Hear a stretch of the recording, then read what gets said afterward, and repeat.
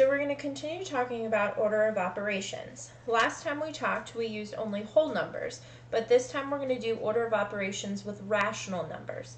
And what that means is that we're going to use whole numbers, fractions, and decimals all within the same problem. The process does not change. We will still use PEMDAS. We will just be using all types of rational numbers. So your goal for today is I can perform order of operations with rational numbers. So let's do a quick review just to be fair. We remember that order of operations has a very specific method to solving a problem. The first thing that you're going to do is perform all the operations inside the parentheses. The second thing you're going to do is evaluate the exponents. The third thing you're going to do is do multiplication and division, but you're going to do those two operations like you would read a book from left to right. And then the fourth step is you're going to do addition and subtraction, and just like reading a book, you're going to go in order from left to right. Let's look at our picture one more time, and this is something that you can draw at the top of your paper to remind yourself. It's the nice little triangle of PEMDAS. I like to write the parentheses around the P, an exponent above the E, multiplication sign next to the M, division sign next to the D, addition sign with the A, and a subtraction sign with the S. I also like to remind myself to go from left to right with the multiplication and division and with addition and subtraction. So let's go ahead and get started with our first problem. Remember that you can pause the video anytime if you think I'm going too fast. You can rewind to hear something that I said again, or you can fast forward at your leisure. So we have our first problem, and I'm going to write PEMDAS at the top so we remind ourselves of the steps and we can cross them out as we go. At first glance of the problem, we have no parentheses. We also have no exponents. So we're going to move right into multiplication and division, and we're going to go in order from left to right. So the first thing that we have here is 0.5 times 2.2. I'm going to solve the problem over here. 2 times 5 is 10. 2 times 0 is 0, plus 1 is 1. Cross out the 2 and add our 0 as a placeholder. 2 times 5 is 10. 2 times 0 is 0, and I'm going to add the 1. So we have 0, 1, 1. We have 2 spots after the decimal, so we're going to go 1, 2. So that's going to give us 1.1. and I'm going to rewrite the rest of the problem.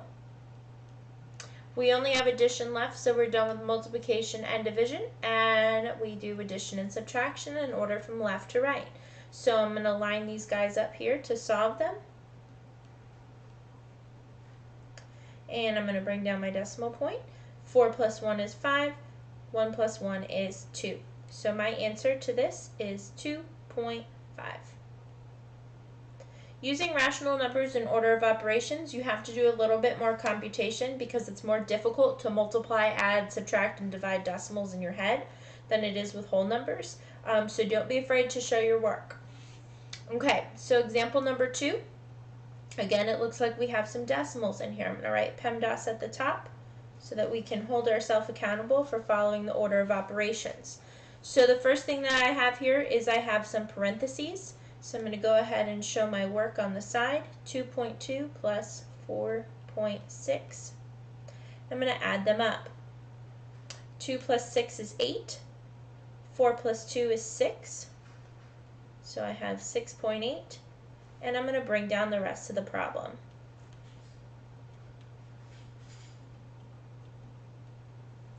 Alright, so I finished my parentheses. I do not have any exponents, and by the looks of it, I do not have any multiplication or any division. I do have addition and subtraction, and I'm going to do it in order from left to right. So the first thing I'm going to do is I'm going to add 5.1 plus 3.9. 9 plus 1 is going to give me 10.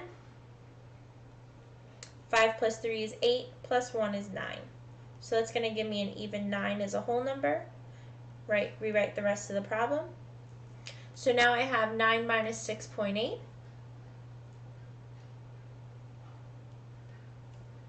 I I lined up my decimals here, and it's going to have me add a placeholder of a 0.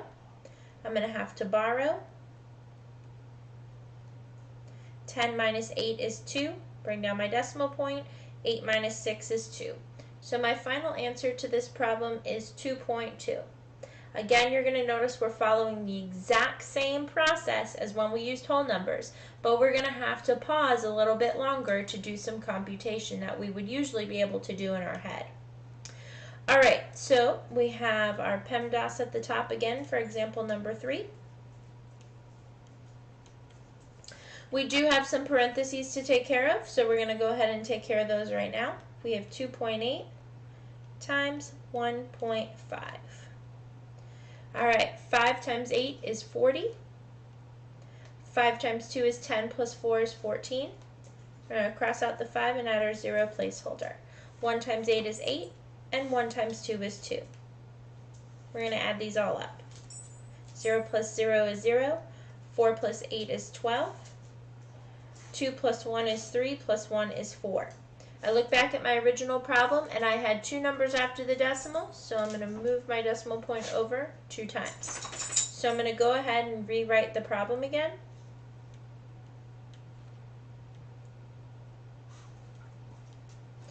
Now I've taken care of my parentheses. I do not have any exponents, and now I need to take care of multiplication and division in order from left to right. So it looks like I have multiplication right here.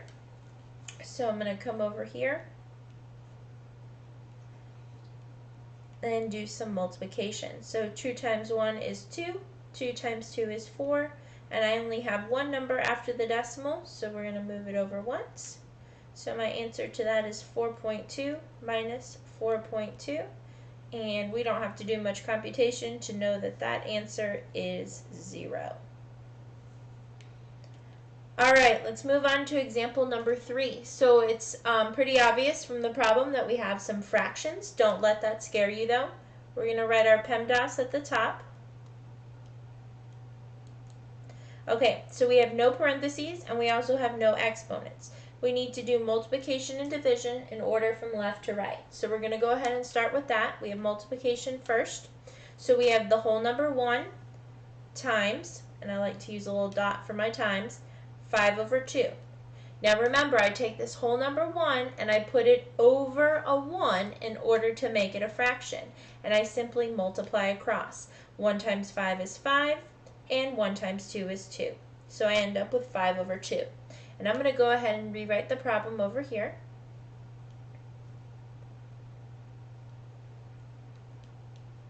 Okay, I still have some multiplication and division to do, and that looks like it's going to be my last step. I know that since I have division, I'm going to make my tic-tac-toe board. And I'm going to do keep, change, and flip. So I keep the 5 halves, change division to multiplication, and I flip 11 over 2 so that it is 2 over 11. I multiply across. 5 times 2 is 10. 2 times 11 is 22. Now I need to make sure that my answer is as simplified as possible, otherwise the answer is considered incorrect. So I have to figure out what my GCF is so that I know how to reduce that. I can make a quick factor tree over here.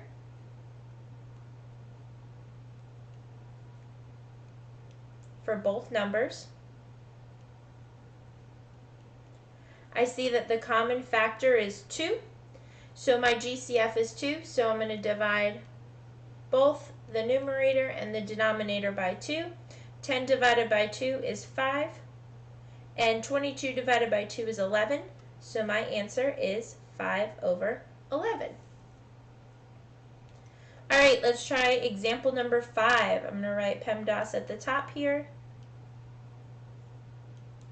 Okay, I do have some parentheses to take care of, but it is a whole number, which makes it a lot easier. So 7 minus 5 is 2, and I'm going to rewrite the rest of the problem. So I'm done with my parentheses. I do not have any exponents, and now I need to take care of multiplication and division in order from left to right. So I have this whole number 2 here, and I'm going to put it over a 1 so that I can multiply easier. 3 times 2 is 6 over 2 times 1 is 2. I know that that can be reduced to 3, and that will be our final answer for that one. If you cannot reduce that in your head, simply make your factor tree for 6, and make your factor tree for 2, and you'll see that the common factor is 2, the greatest common factor is 2, so you're going to divide the top by 2, divide the bottom by 2, and you would get 3 over 1, which is very simply 3. Alright, I believe this is our last example, so I'm going to write our PEMDAS at the top. Okay, we have no parentheses, we have no exponents, we have no multiplication and no division, and we have addition and subtraction, which makes it pretty simple. We're just going to do things the whole problem in order from left to right. So we'll start with 10 plus 4, that's going to be 14, and I'm going to rewrite the rest of the problem. Okay, now I need to do 14 minus 3 over 2. It's very tempting to take care of the two fractions first, but we have to follow the order of operations. So we're going to have to find a common denominator here. This is really 14 over 1, so our common denominator would be 2. Okay, so 1 goes into 2 times, so 14 times 2 is 28. 2 goes into 2 one time, so 3 times 1 is 3. And we're going to subtract those. 28 minus 3 is 25, and the denominator stays the same. So I'm going to come over here and rewrite the problem now. So I have 25 over 2 minus 9 over 2. Our denominators are the same, which makes it very easy. We can just simply subtract. 25 minus 9 is going to be 16, and our denominator is 2, and that can reduce to the whole number 8. And again, if you cannot reduce that in your head, just go ahead and make your factor trees to solve it easier when you find your GCF. That's the end of this lesson. If you have any questions, you can go back, rewind, fast forward, and pause, and you can always ask me any questions in class.